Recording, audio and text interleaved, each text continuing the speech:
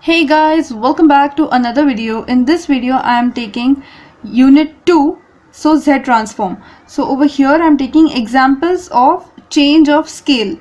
So before only I have told how to identify the properties is, for example, now this is a change of scale property. So in change of scale property, a raised to k into f of k, whenever you find a sum that is a raised to k, now over here you can see the sum, it is 3 raised to k into sin h alpha k. So now this is in the same format as this is a raised to k and this is 3 raised to k. So therefore this sum will be solving by change of scale.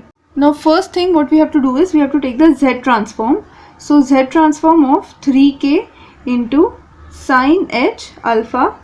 So if you see the formula, what we have to find is we have to find Z transform of, first what we'll do is we'll find Z transform of sin h alpha k. So if you see over here, sin h alpha k, Z transform, so this is the formula. The same thing we will write over here. For this, please refer to previous video. I have left the link in the description below. That is Z transform of sin h alpha k is Z sin h alpha upon z square minus, now we have written the Z transform of sin h alpha k. So this is the direct Z transform formulas which is written over here.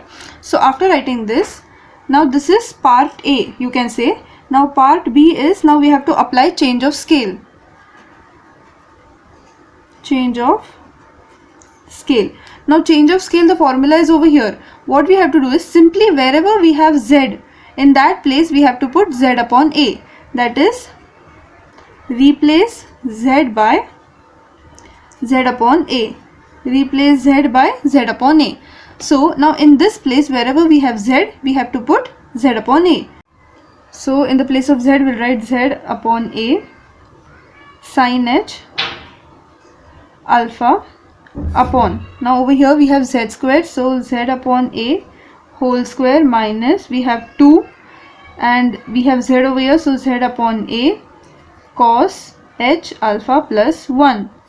Now one thing that we have to notice, over here we have a and the a over here is 3, so wherever we have a we'll write 3, so z upon 3 sin h alpha upon z upon 3 whole square minus 2 into z upon 3 cos h alpha plus 1.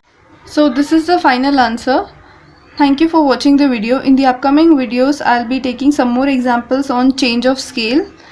So I upload videos every Monday to Saturday, so stay tuned. Thank you.